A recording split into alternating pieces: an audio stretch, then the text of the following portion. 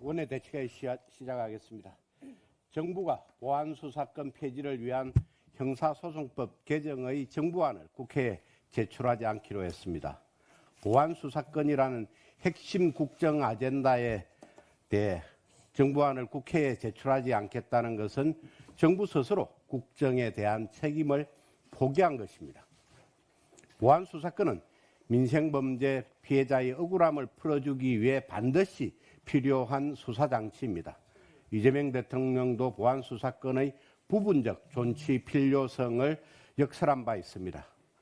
오로지 다가오는 더불어민주당 전당대회에서 명천대전 승리를 위해 보안수사권을 포기하기로 한 것입니다. 이재명 정권은 국정 운영보다 명천대전 당권 투쟁이 더 중요하다는 뜻입니다. 보안수사권 전면 폐지는 정치적 구호에 불과하며 폐지에 따른 세밀한 보안 입법과 시행령을 마련해야 합니다. 그렇지 않으면 졸속 입법이 되고 말 것입니다.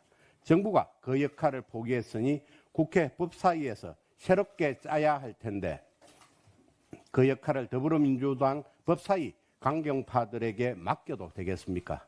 우리 당이 법사위원장직을 가져와야 할 이유가 한층 더 커진 것입니다. 야당 법사위원장이라는 제어장치가 없으면 민주당 법사위 강경파 의원들은 졸속 입법으로 민생범죄 수사 기능을 불가역적으로 망가뜨릴 것입니다. 민주당은 오늘 정오까지 상임위 명단을 제출하지 않으면 18개 상임위원장을 모두 가져가겠다고 급박하고 있습니다. 국민의힘은 독재 정권다운 협박에 눈 하나 깜짝하지 않을 것입니다. 민주당은 협박 정치를 중단하고 제대로 된 협상안을 가져와서 진정성 있는 협상에 임해줄 것을 제안합니다. 조정식 국회의장께 촉구드립니다. 국회의장이 집권 여당의 거수기가 되면 안 됩니다. 민주당 의회 독재의 선봉장이 되지 말고 국회 여론으로서 집권 여당의 협상 없는 폭주에 브레이크를 걸어주시기 바랍니다. 한성숙 총리 후보자에 대한 인사청문회가 어제 시작되었습니다. 정인도, 참고인도 성실한 자료 제출도 없는 청문회에서 한성숙 후보자는 유교가 북침인지 남침인지 오락가락하는 총각을 보여줬습니다. 사실 지금 한성숙 장관이 앉아야 할 자리는 총리 인사청문회가 아니라 모두의 창업, 정보 유출 사태 청문회입니다. 첫째, 5천 명의 개인정보가 유출되었습니다. 대규모 기본권 침해입니다. 둘째, 더 큰 문제는 그 많은 창업 아이디어가 유출되었다는 겁니다. 아이디어 하나를 갖고 맨주먹으로 도전하는 창업가들에게 아이디어는 인생 전체나 다름없습니다. 이번 사태는 창업가들의 꿈과 비전을 짓밟는 참사입니다. 중기부가 모두의 창업을 구축할 때 필수적으로 이행해야 할 정보보안 절차를 전면 누락했다는 사실이 밝혀졌습니다. 이처럼 기본 절차마저 생략한 채 사업을 무리하게 추진했기 때문에 이와 같은 일이 벌어진 것 아니겠습니까?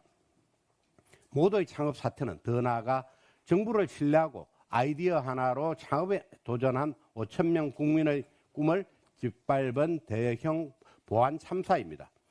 6.3 국민 참정권 훼손 사태 못지않게 심각한 국민 기본권 침해이며 수사기관의 전면적인 수사를 받아야 할 사안입니다. 청년 창업가들의 꿈을 짓밟은 보안 참사의 책임자가 대국민 사과쇼 한번 하고 총리로 승진한다는 것은 국민을 우롱하는 것입니다. 노태학 중앙선관위원장을 총리로 임명하겠다는 것이나 다름없는 일 아니겠습니까? 한 가지 더 추가하자면 한성수 후보자는 이뿐만 아니라 양평 땅 농지법 위반 사실이 적발되고도 1년 동안 방치하는 명백한 위법을 저질렀습니다. 위법장관, 무능장관, 한성숙 장관은 총리 자격은 물론 장관 자격도 없습니다. 한성숙 후보자는 즉각 총리 후보자와 중기부 장관직을 동시에 사퇴하고 수사에 임하길 바랍니다. 민주당 이기현 의원의 욕설 영상을 봤습니다. 이기현 의원은 더 이상 손바닥으로 하늘을 가리려 들지 마십시오. 본격은 버렸어도 최소한의 양심은 지키길 바랍니다. 이기현 의원이 뻔뻔하게 우리 당 최수진 의원을 고소하면 당 차원에서 무고죄 맞고발 등 총력을 다해 법정에서 진실을 가리도록 하겠습니다. 이상입니다.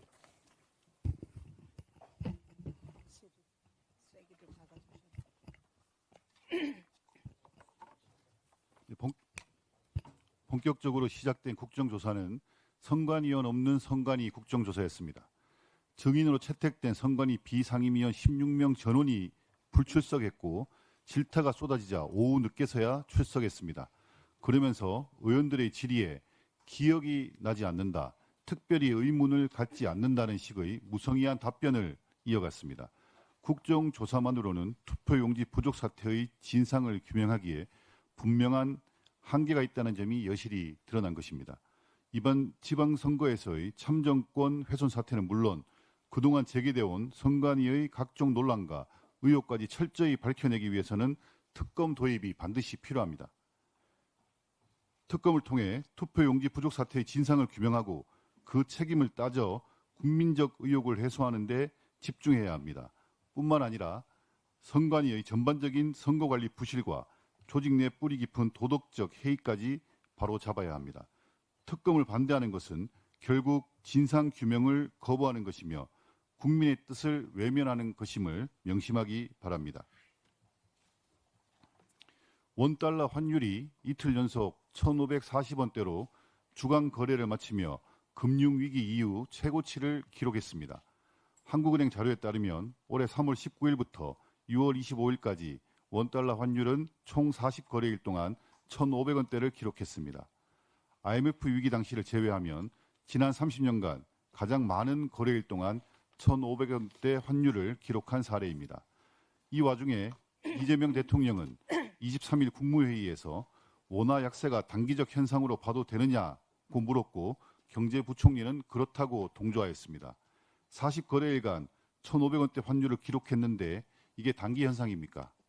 중동 전쟁이 종전 국면에 접어들고 국제 유가가 전쟁 이전 수준으로 떨어졌는데도 서민들이 체감하는 물가는 좀처럼 안정될 기미를 보이지 않고 있습니다. 계란, 닭고기, 채소, 과일 가격은 줄줄이 오르고 있습니다. 이재명 대통령은 민주당 전당대회를 앞두고 호남 반도체로 표몰이할 생각 말고 국민이 직면한 고환율, 고물가, 고금리, 삼중고 해결부터 매진해 주기 바랍니다.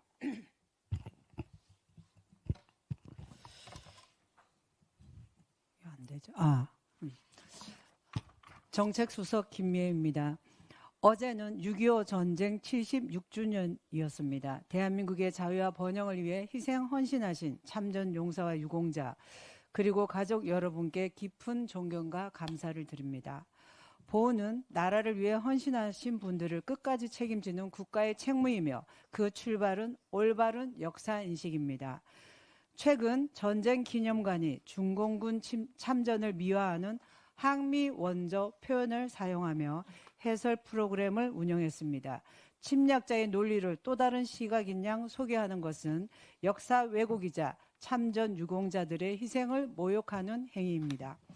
이재명 정부가 추진하는 전자권 환수와 사관학교 통폐합 역시 안보의 근간을 흔드는 중대한 사안입니다.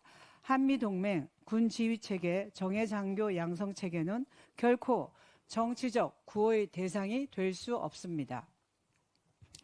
보훈은 말이 아니라 현장에서 증명돼야 합니다. 전국 6개 보훈병원에서는 의사 48명 결원이 수년째 반복되고 있습니다. 특히 내과 전문의 10명 결연은 고령의 보훈 대상자가 많은 현실에서 시급히 해결해야 할 과제입니다. 보훈부와 보훈공단은 전문의 확보와 진료 환경 개선 대책을 즉각 마련하시길 촉구합니다. 지난 5월 20일 제가 대표 발의한 6.25 참전 유공자회 회원 자격 확대 법안이 시행됐습니다. 그날 참전 유공자와 가족들이 함께 기뻐하시던 모습을 잊을 수 없습니다. 국민의힘은 말로만 외치는 보훈이 아니라 국가를 위해 헌신하신 분들이 끝까지 존중받고 합당한 예우를 받으실 수 있도록 현장에서 더 세심히 살피고 정책적 뒷받침을 다하겠습니다. 어제 보건복지부가 건강보험 수가 구조 혁신 방안을 발표했습니다. CT, MRI 등 검사 과다 진료를 줄이고 진찰, 입원, 수술, 분만, 소아응급 등 필수 의료 보상을 강화하겠다는 내용입니다. 방향에는 공감합니다. 그러나 먼저 문재인 케어 실패부터 인정해야 합니다. 무분별한 급여화로 건강보험 재정은 흔들렸고 정작 필수 의료에 투자해야 할 재원은 부족해졌습니다. 미용 목적, 탈모 치료, 급여화 등 우선순위가 맞는지도 재검토해야 합니다. 필수 의료 붕괴는 단순히 수가의 문제만이 아닙니다. 인력 부족, 열악한 근무 여건, 의료사고에 대한 과도한 부담, 수도권과 지역 간 의료 격차 등 구조적 문제를 함께 해결해야 합니다. 현장의 목소리가 빠진 개혁은 성공할 수 없습니다. 특히 검체 검사 수가 개편은 더욱 신중해야 합니다. 동네 병의원은 단순히 검사만 의뢰하는 곳이 아닙니다. 환자의 검체를 채취하고 결과를 설명하며 재검과 추적 관리까지 책임지는 1차 의료의 핵심 축입니다. 현실을 외면한 일률적인 수가 조정은 동네 의료기관을 위축시키고 결국 국민의 의료 접근성을 떨어뜨릴 수 있습니다. 또한 도수치료 관리 급여화 역시 과잉 진료와 실손보험 누수를 바로잡겠다는 취지는 이해합니다. 그러나 치료가 꼭 필요한 소아청소년, 산모, 장애아동까지 획일적으로 적용해서는 안 됩니다. 실제 의료 현장에서는 소아치료실과 대학병원 재활의학과가 운영 중단을 공지하고 있습니다. 아이들의 재활치료는 골든타임이 중요합니다. 한번 놓친 발달과 기능 회복의 기회는 되돌리기 어렵습니다. 소아청소년과 산모에 대해서는 별도의 예외 기준과 충분한 보완 대책이 마련돼야 합니다. 정부는 연간 3조 6천억 투입만 강조할 것이 아니라 재원 마련 방안과 건보료 인상 등 국민 부담 증가가 없는지 투명하게 설명해야 합니다. 국민의힘은 지역 필수 의료 개혁에 적극 협조하겠습니다. 다만 숫자와 성과에 매몰된 보여주기식 개혁이 아니라 국민이 체감하고 의료 현장에 수용할 수 있는 개혁이어야 합니다. 국민의 생명과 건강을 지키는 의료 개혁은 정책 발표로 완성되지 않습니다. 현장의 목소리를 듣고 특히 아이들과 취약계층이 피해받지 않도록 세심하게 설계할 때 비로소 성공할 수 있습니다. 예, 국조특위 간사 서범수입니다. 지난 화요일 국정조사 첫 업무보고를 통해 선관위가 얼마나 무책임하고 무능한 조직인지 총체적으로 드러났습니다. 그 중심에는 이재명 대통령이 임명한 이재명 대통령의 밥 친구라고 불리는 위철한 상임위원이 있었습니다. 위철한 상임위원은 선거 사무를 총괄하면서도 투표용지 50% 축소를 제대로 논의조차 하지 않았습니다. 진상규명위원회의 수사 의뢰 근거도 무시했습니다. 책임지고 사퇴하라는 요구에는 선관위 사무가 마비된다며 버티면서도 개헌 이야기만 나오면 적극 동의합니다. 매우 이상합니다. 국정조사는 이제 첫 업무보고를 마쳤을 뿐이고 청문회는 아직 시작도 하지 않았습니다. 그런데도 여당과 선관위는 벌써 결론을 내린 듯 개헌만 주장하고 있습니다. 여당 의원들이 선관위원들에게 개헌 찬반 여부를 묻는 등 국정조사를 개헌 논의의 장으로 만들고 있습니다. 속셈은 뻔합니다. 이재명 대통령과 민주당은 개헌 카드로 자신들의 책임을 감추고 국민의 시선을 돌리려는 것입니다. 그러나 국민들은 더 이상 속지 않습니다. 제대로 된 사과 한마디 없이 남 탓만 하니 지지율이 폭락하는 것 아닙니까? 지금 국민이 묻고 계신 것은 왜 투표용지 사태가 발생했는가? 이에 대해 누가 책임질 것인가?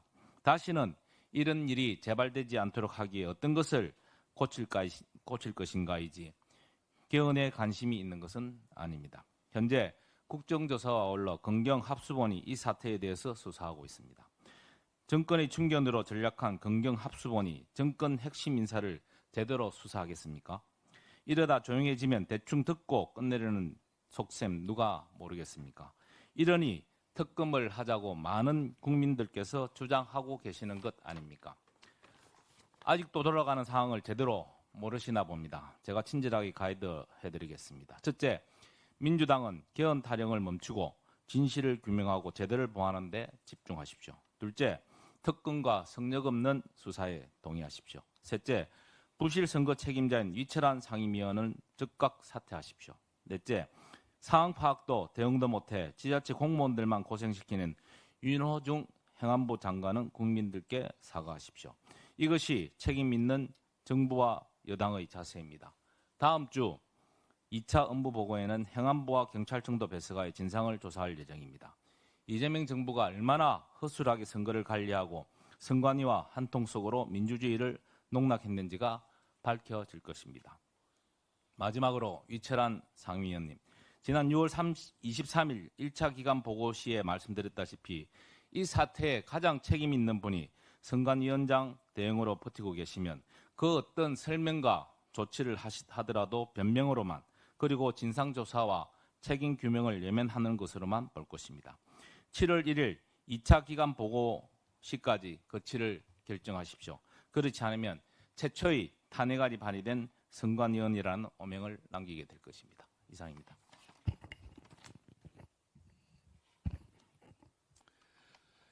국무총리 후보자 인사청문 특별위원회 국민의힘 간사 강승규 의원입니다. 어제부터 진행 중인 국무총리 후보자 인사청문회에서 국민의힘은 내각을 통할할 총리 후보자로서 자질과 도덕성, 국가관을 국민 눈높이에서 철저히 검증하고 있습니다. 이번 검증은 크게 세 가지 방향으로 진행되고 있습니다. 첫째, 국정 운영을 담당할 후보자의 자질과 행적입니다. IT 전문가이자 대형 포털 검색 시장의 실제적 설계자로서 그동안 온라인 언론 정책과 플랫폼 시장에서 보여준 독점적 부작용과 여론 왜곡 우려에 대해 집중 검증하고 있습니다. 둘째, 고위공직자로서의 도덕성과 편법 행위입니다. 장관 시절 내내 다주택을 고집하다 총리 지명 이후에야 처분한 점, 중기부 장관 청문회 때 약속한 불법 증축 철거를 미루다 지명 다음 날에야 철거 대금을 납부한 위선, 양평 농지법 위반 방치까지 도덕적 결함이 곳곳에서 드러나고 있습니다. 낱낱이 파헤치고 있습니다.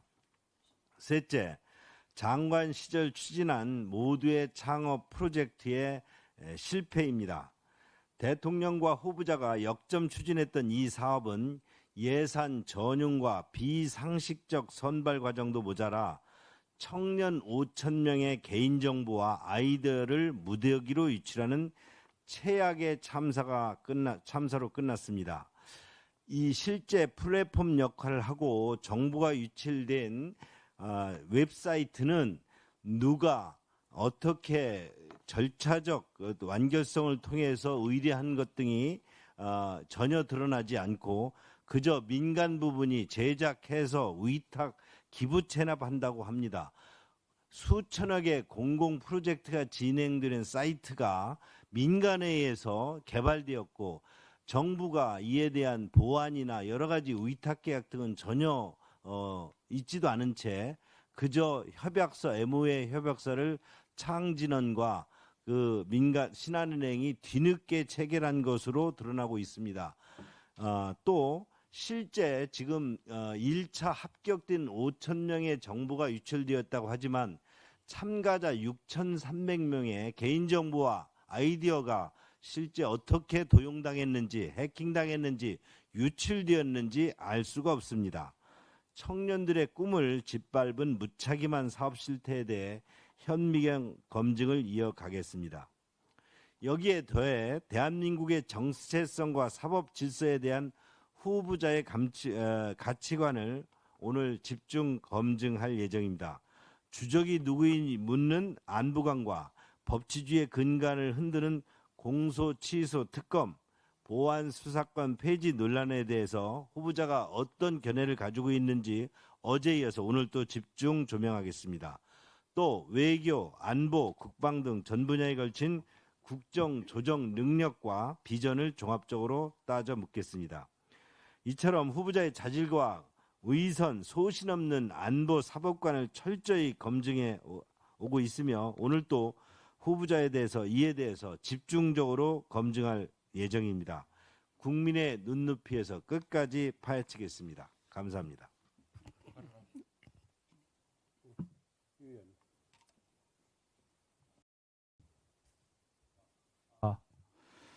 네, 이번에 원내 부대표를 맡게 된 유용호입니다. 먼저 지난주 방산전세 참석을 위한 해외 출장 관계로 인사가 이렇게 늦어지게 돼 송구하다는 말씀드립니다. 앞으로 정점식 원내대표님을 보좌해서 열심히 일하겠습니다.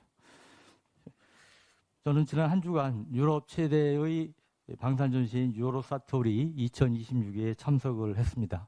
해외 유력 방산업체 접촉 등을 통해서 K방산에 대한 견제 속에서도 기술 협력, 공동 개발, 소재 부품, 장비 협력 등 플랫폼 중심 무기 거래를 넘어선 방산 협력의 다변화 요구를 느낄 수가 있었습니다. 아울러 통합 한국관에 참가한 한국 중소기업체들과의 간담회를 통해서 우리 중소기업이 첨단 기술과 아이디어로 세계 시장에 도전하는 데 제도적으로 뒷받침해야 할 사항들을 식별했고 제도 개선을 위한 노력을 기울일 계획입니다.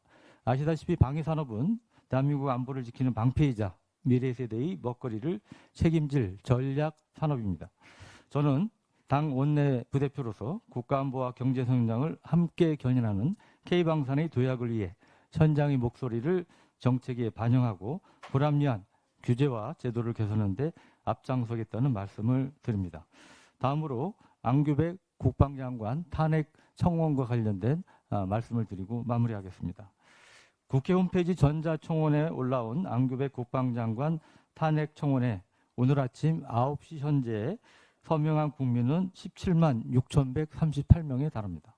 청원이 시작된 지 불과 9일 만에 이토록 많은 국민이 탄핵 청원에 동참했다는 것은 현재 추진되는 국방정책에 대한 국민적 우려와 불안감이 얼마나 큰지를 여실히 보여주고 있습니다. 최근 언론 보도에서도 아실 수 있듯이 북한은 군사분계선과 바짝 붙은 80에서 90m 구간까지 철조망을 설치하고 지뢰 매립을 위한 불무화 작업도 군사분계선 약 5에서 10m 앞까지 진행하는 등 비무장지대를 사실상 요새화하고 있습니다. 이에 대해 북한 관영 매체인 조선중앙통신에 따르면 지난 23일 김정은은 핵무력을 끊임없이 확대 강화할 것이라고 밝혔고 지난 24일에는 북한판 23으로 불리는 5,000톤급 최은호의 이례적으로 빠른 실전 배치를 발표하면서 해군의 핵무장화 방침을 다시 한번 강조했습니다. 특히 오늘 아침에도 북한이 신형 240mm 방사포 등의 시험을 공개했는데 최대 사거리가 90km라고 밝혔습니다. 이는 우리 군이 자랑하는 천무다연장 로켓의 최대 사거리 80km를 능가하는 것입니다. 하지만 이처럼 치명적이고 실전적인 안보 위협 앞에서도 안규백 국방장관은 국가안보의 핵심 조직인 국군 방첩사령부 해체와 수십 년간 축적된 정예 장교 양성체계를 뒤흔드는 육해공군 사관학교 통폐합 그리고 성급한 전시작전 통제권 전환 추진에만 몰두하고 있는 것처럼 보입니다. 한국군의 전작권 전환 준비가 부족하다는 것은 최근 국가안보실 1차장이 임명된 강건작 예비역 중장이 소브린 국방 AI, 저궤도 통신위성 등의 한국군 역량이 미비돼 있다고 밝힌 데에서도 잘 드러나고 있습니다. 이재명 대통령은 국민들이 왜 분노하고 왜 불안해하고 있는지 그 목소리에 귀를 기울여야 합니다. 안규백 국방장관 또한 본인에 대한 국민적 불신과 우려가 계속된다면 자신이 고칠 문제를 포함해 책임 있는 결단을 내려야 할 것입니다. 국민은 더 이상 국가안보를 대상으로 한 무모한 실험을 용납하지 않을 것이라는 점을 분명히 말씀드립니다.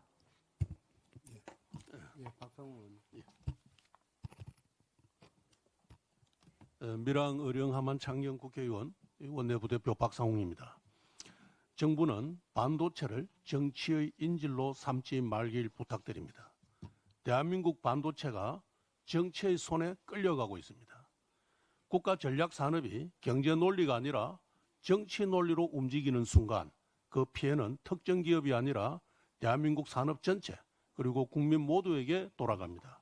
지난 24일 김용범 대통령 비서실 정책실장은 삼성전자와 SK하이닉스의 지방 반도체 클러스터 투자 논의가 마무리 단계에 있다고 밝혔습니다.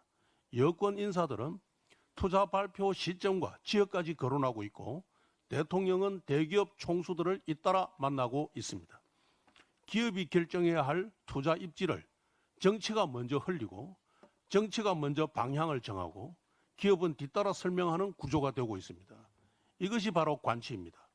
이재명 대통령은 올해 신년 기자회견에서 분명히 말했습니다. 기업은 돈이 되면 부모가 말려도 하고 돈이 안 되면 자식이 부탁해도 안 한다. 맞는 말입니다. 그런데 지금 정부가 하고 있는 일은 정반대입니다. 그때 이재명 대통령은 시장을 이야기했고 지금은 이재명 정부는 정치를 앞세우고 있습니다. 도대체 어느 쪽이 진짜입니까? 반도체는 공장 하나 세운다고 돌아가는 산업이 아닙니다. 전력, 용수, 전문 인력, 협력업체, 물류, 정주 여건, 소부장 생태계가 한 몸처럼 움직여야 하는 국가 총력 산업입니다. 용인 반도체 클러스터만 보더라도 총 960조 원이 투입되고 용인시 전력 수요의 약 8배인 15 내지 16기가와트 전력과 하루 100만 톤의 물이 공업용수가 필요합니다. 그럼에도 용인조차 전력과 용수, 송전망, 반도체 인력 확보 문제를 놓고 사활을 지금 걸고 있습니다. 그만큼 반도체 입지는 정치적 구호로 결정할 수 있는 문제가 아닙니다. 그런데 정부는 무엇을 근거로 호남에서는 가능하다고 말하는 겁니까? 전력은 확보되었습니까? 용수는 검증되었습니까? 전문 인력과 협력사 생태계는 준비되었습니까? 기업의 투자 타당성 검토가 끝나기도 전에 정치권이 먼저 지역을 말하고 발표 시점을 말하고 대통령실이 분위기를 띄우는 것은 국가 전략 산업을 선거용 이벤트로 소비하고 있는 것입니다. 더 심각한 것은 산업 정책의 균형이 무너지고 있다는 점입니다. 특정 지역의 국가 핵심 산업과 정책 인센티브가 집중되는 순간 다른 지역의 미래 성장 기회는 상대적으로 위축될 수밖에 없습니다. 당초 대구에 8천억을 들여 짓기로 했던 SK 컨소시엄의 AI 데이터 센터 건립 사업이 사실상 무산된 것도 이런 우려를 더욱 키우고 있습니다. 한쪽에서는 반도체 클러스터가 거론되고 다른 한쪽에서는 데이터 센터 사업이 흔들립니다. 이것이 과연 우연이겠습니까? 민주당은 후반기 원구성이 마무리되는 대로 국회에 계류 중인 재생에너지 자립도시 특별법을 최우선 처리하려고 하는 움직임을 보이고 있습니다. 반도체도 호남, 재생에너지 자립도시도 호남입니다. 어느 국민이 이걸 단순한 사업 정책으로만 보겠습니까? 분명히 말씀드립니다. 국민의힘은 균형 발전을 원하고 있습니다. 결코 호남의 발전을 반대하는 것이 아닙니다. 호남도 영남도 나머지 지역도 함께 성장해야 합니다. 대한민국 산업정책은 지역을 갈라 표를 계산하는 방식이 아니라 국가 전체의 경쟁력을 키우는 방법으로 설계되어야 합니다. 이재명 대통령과 민주당의 엄중히 경고합니다. 반도체는 정권의 이벤트가 아닙니다. 반도체는 대한민국 경제의 심장입니다. 국가 핵심 전략 산업을 정치 일정배 위에 올려놓고 기업 투자를 정권의 홍보물처럼 다루어서는 안 됩니다. 산업정책의 기준은 정치가 아니라 경쟁력이어야 합니다. 입지는 표가 아니라 인프라로 결정해야 합니다. 투자는 압박이 아니라 시장의 판단으로 이루어져야 합니다. 국민의힘은 정권의 전략적 이익을 위해 시장경제의 근간을 흔들고 국가 전략 산업을 정치의 도구로 삼는 이재명 정부의 무책임한 형태를 결코 좌시하지 않겠습니다. 한 가지만 더 말씀드리겠습니다. 지금 원구성이 끝나면 민주당은 재생에너지 자립도시 특별법을 전격적으로 밀어붙이겠다고 공언하고 있습니다. 이건 지난 11월 산자위 법안심사소위에서도 심각하게 거론된 바가 있습니다. 당시에 저는 유럽조차 아리백 중심 체계로는 미래 산업을 담보할 수 없다는 판단 아래 무탄소 전원 체계인 CF100으로 이동하고 있다고 밝힌 바가 있습니다. 우리만 재생에너지 100%라는 구호에 묶여 특별법을 추진하는 것은 결코 타당하지 않다고 주장한 것이 이 언론에 보도된 바가 있습니다. 그날 소위에서 개념 설정, 적용 범위, 공정성, 비용 구조 등 핵심 쟁점에 대해 문제 제기가 잇따랐고 논란이 해소되지 않음에 따라 해당 법안은 심사를 중단하고 재검토하기로 결정해서 전체 회의에 회부하지 않기로 결정한 바가 있습니다. 이렇게 밀어붙이기식의 민주당의 반도체 특별구역을 자의적으로 이렇게 정치적으로 결정하는 모든 수단을 강압적으로 동원하려면 우리 국민의힘은 철저하게 논리적으로 맞서고 국민과 함께 이에 맞서서 대한민국 균형 발전을 위해 함께 노력하겠습니다. 이상입니다. 지금 총리 인사청문회 때문에 40분까지 이 방을 비워줘야 되니까. 아니. 네, 작년 12월 24일 강행 처리된 정보통신망법 개정안이 7월 7일부터 시행이 됩니다. 이 법은 소위 허위 조작 정보의 유통을 금지하며 정보 게재자에게 손해액의 최대 5배까지 징벌적 배상을 부과하고 2회 이상 유통 시에는 최대 10억 원의 가중금을 부과할 수 있도록 하고 있습니다. 또한 대규모 정보통신 서비스 제공자에게는 신고 접수 시 게시물 삭제와 접근 차단, 수익화 제한 등의 의무도 지웠습니다. 이는 사실상 플랫폼을 앞세운 국가 검열의 외주화이자 SNS와 유튜브 등 온라인 공간에서 적극적으로 자신의 생각과 신념을 표현하는 2030 젊은 세대의 입을 정면으로 틀어막는 입틀막법이다. 이렇게 얘기 드릴 수가 있습니다. 무엇이 허위인지 판단하는 기준은 권력의 입맛에 따라 얼마든지 달라질 수 있습니다. 그러나 그래도 지구는 돈다는 갈릴레오 갈릴레이의 말처럼 그땐 거짓이었어도 그 후 진실로 드러나는 경우도 많이 있습니다. 결국 이 법은 현대판 분서 갱유로 언론의 자유를 위축시키고 나아가 국민의 의사표현의 자유를 억압하고 상상력과 창의력을 억압해 K문화의 쇠퇴를 결국은 초래할 것으로 우려됩니다. 더욱 심각한 것은 혐오 표현 규제 조항에 국가를 표현시키고 있다는 것입니다. 이 법이 시행되면 중국이 동북 공정을 해도 이를 비판하기가 어려워질 수 있고 또 북한의 인권 탄압 등에 대해서도 국민이 강도 깊은 비판과 분노를 표현하는 것이 어려워질 수도 있다라고 하는 문제점을 안고 있습니다. 광우병에서 전자파 참여, 핵 폐수 수산물 그리고 연어 술 파티에 이르기까지 거짓 선동을 적극적으로 정치에 이행해온 세력은 바로 민주당이다. 이렇게 얘기 드릴 수가 있습니다. 그런데 이 허위 조작 정보 근절이라는 명분으로 국민의 입에 재갈을 물리는 것은 적반하장의 극치라고 말씀드릴 수가 있습니다. 지금이라도 이 법의 폐지를 바라는 국민의 여망에 답해서 이 법의 폐지에 함께 나가길 바랍니다. 이상입니다. 공개회의에서 뭐 말씀하실 논의하실 분이 있습니까? 없으시죠?